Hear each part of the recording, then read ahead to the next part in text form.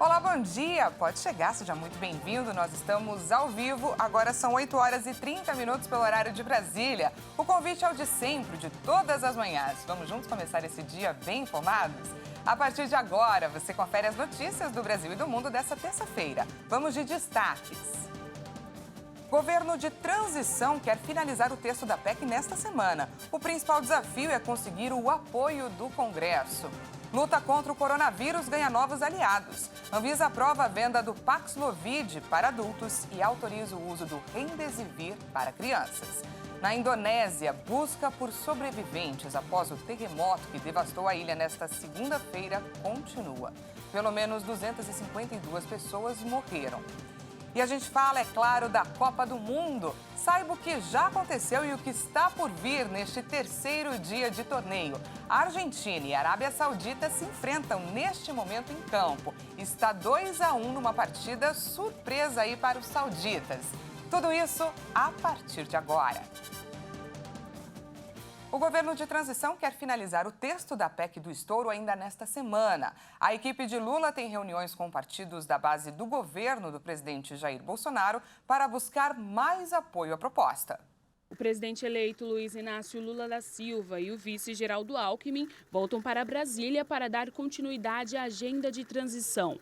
O principal desafio é consolidar apoio à proposta de emenda à Constituição, a PEC do estouro, que sugere deixar de fora do teto de gastos os recursos necessários para bancar o Auxílio Brasil e uma série de medidas nas áreas de saúde, educação e investimentos sociais. Além disso, Lula também quer avançar nas decisões de ocupação de cargos nos ministérios e em empresas estatais, como a Petrobras.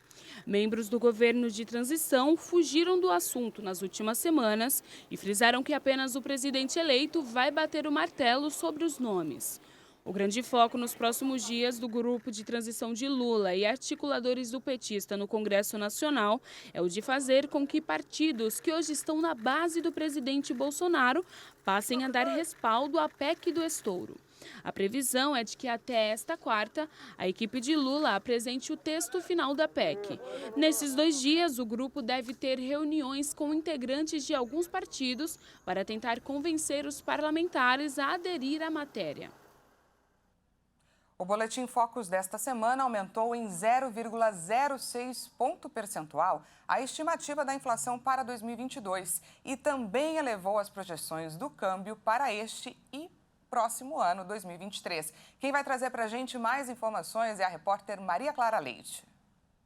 Segundo o Boletim Focus, a previsão da inflação de 2022 saiu de 5,82 para 5,88. Com esse resultado, a inflação acumulada de janeiro a outubro chega a 4,70% e nos últimos 12 meses fica em 6,47%. O relatório, que toda semana reúne análise de agentes financeiros e colhe impressões sobre os principais indicadores econômicos, também elevou a projeção do Produto Interno Bruto brasileiro deste ano de 2,77% para 2,80%. E o dólar, que ficou estável por 17 semanas, agora subiu, com cotação prevista em R$ 5,25 em 2022 e R$ 5,24 em 2023. A expectativa para a taxa básica de juros, a Selic, se manteve em 13,75% para este ano, mas subiu de 11,25% para 11,5% em 2023. O Boletim Focus reflete o cenário fiscal brasileiro ainda incerto em meio à transição de governos. Sobre isso, eu conversei com o economista e professor do Mackenzie, Agostinho Pascalíquio, que traz agora uma análise desse tema. Veja. As perspectivas para 2023 ainda necessitam de fortes definições.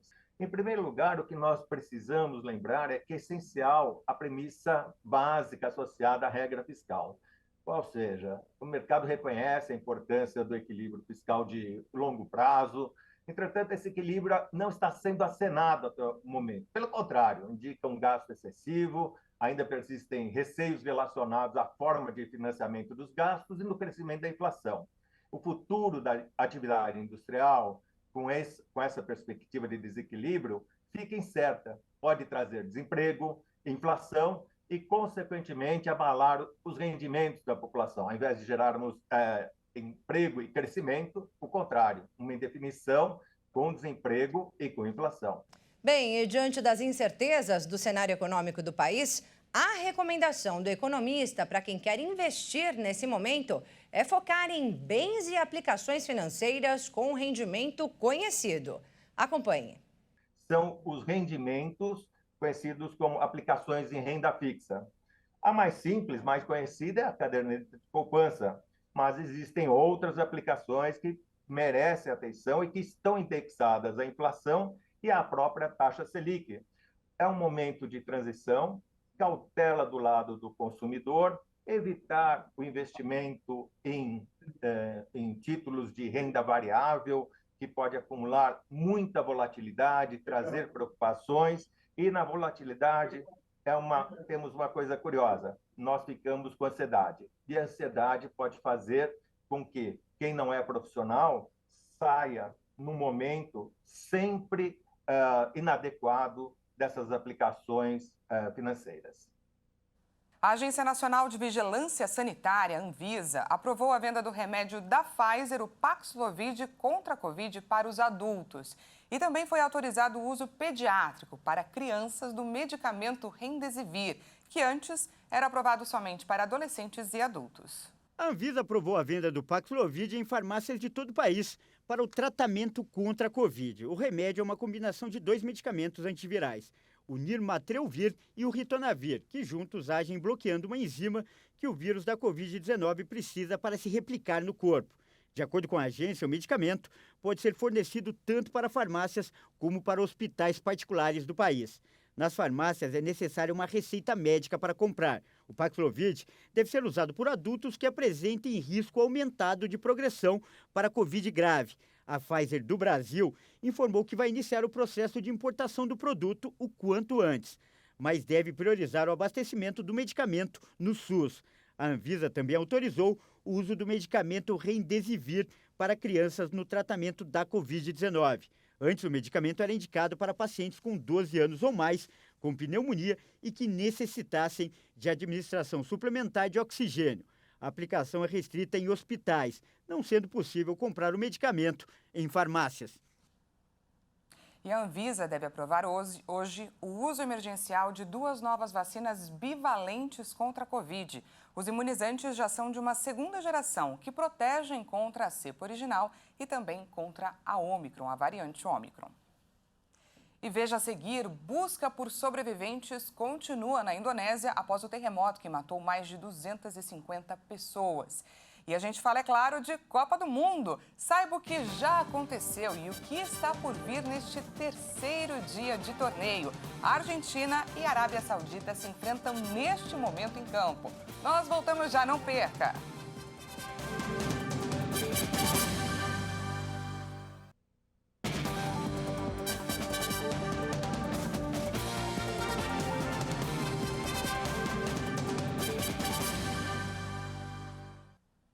Seja bem-vindo mais uma vez, estamos de volta ao vivo, agora são 8h41 pelo horário de Brasília.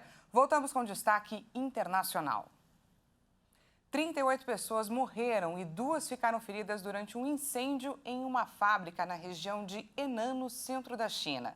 De acordo com autoridades, o início do incêndio foi provocado por soldas elétricas que estavam irregulares. O edifício de 2 andares tinha estruturas metálicas, mas armazenava produtos altamente inflamáveis, como plásticos e tecidos, e por isso as chamas tomaram conta do prédio de forma muito rápida, impedindo a saída dos trabalhadores que estavam no local. Acidentes industriais são comuns na China e, na maioria das vezes, são causados por não estarem de acordo com os regulamentos de segurança e também de manutenção. E na Indonésia, a busca por sobreviventes após o terremoto que devastou a ilha nesta segunda-feira continua. Pelo menos 252 pessoas morreram e cerca de 30 estão desaparecidas e centenas ficaram feridas. As equipes de resgate procuram sobreviventes nesta terça-feira entre a devastação provocada por um terremoto na ilha indonésia de Java, que deixou muitos mortos e centenas de feridos. Acredita-se que muitas pessoas ainda podem estar presas sob os escombros. O epicentro do terremoto de segunda-feira, de 5,6 graus de magnitude e pouca profundidade, foi registrado nas proximidades da cidade de Cianjur, na província de Java Ocidental, a mais populosa do país. O presidente indonésio visitou a área mais afetada, ordenando que a busca por vítimas seja prioridade. Ele ainda falou sobre a importância de construir estruturas mais resistentes a esses fenômenos. Pembangunan rumah-rumah yang O mais importante é que temos que reconstruir as casas com base nos padrões de construção resistentes a terremotos, estabelecido pelo Ministério de Obras Públicas e Habitação, porque a Agência de Meteorologia, Climatologia e Geofísica afirmou que esse tipo de terremoto se repete aproximadamente a cada 20 anos. Gempa ini ada gempa 20 tahunan. A destruição foi agravada por uma onda de 62 tremores secundários, com magnitudes de 1,8 a 4 graus. A Indonésia registra com frequência terremotos por estar localizada na região conhecida como Círculo de Fogo do Pacífico, ponto de encontro de placas tectônicas. Chegou a hora de falar de Copa do Mundo.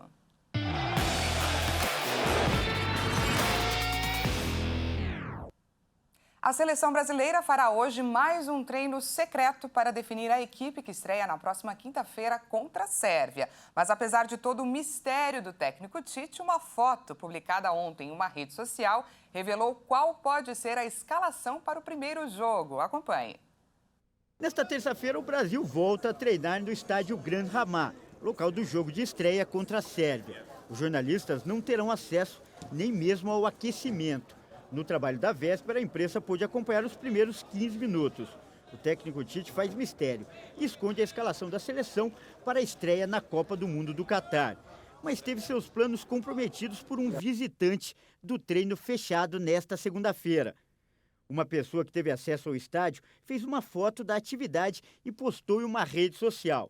A imagem flagra o momento em que o atacante Vini Júnior treinava na equipe titular.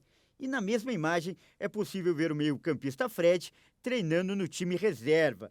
Não é possível saber se isso aconteceu em apenas uma parte do treino, mas com certeza já é uma dica para o adversário.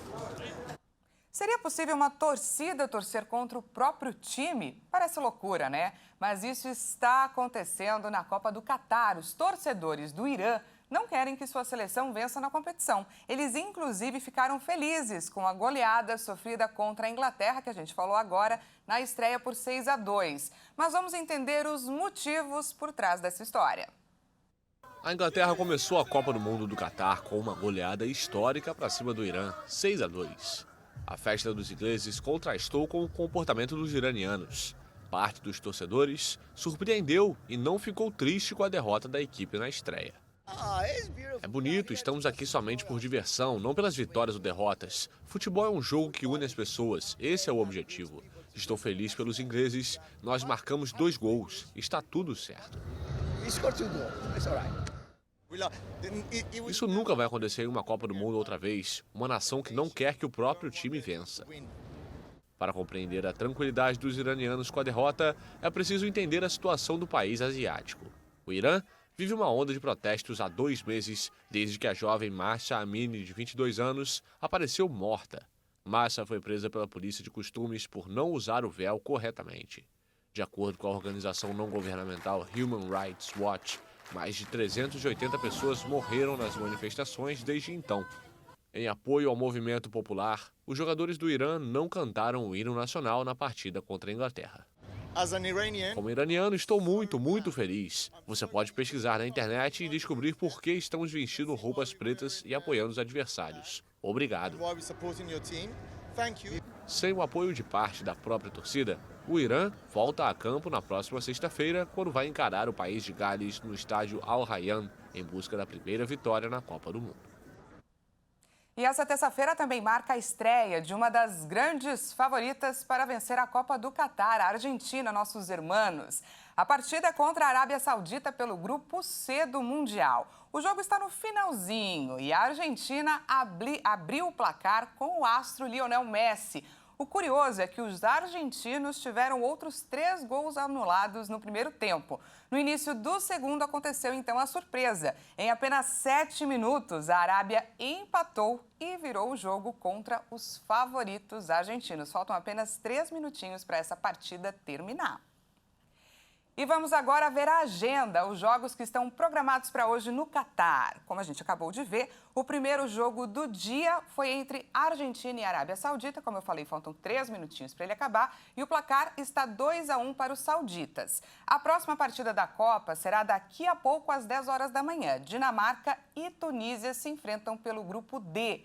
Às 13 horas, à 1 da tarde, será a vez do México jogar contra a Polônia. Essa partida é válida pelo grupo C. E para fechar o dia, a França, última campeã mundial, enfrenta a Austrália às 16 horas, às 4 horas da tarde. Essa edição fica por aqui. Muito obrigada pela sua companhia. Uma ótima terça-feira para você e até mais.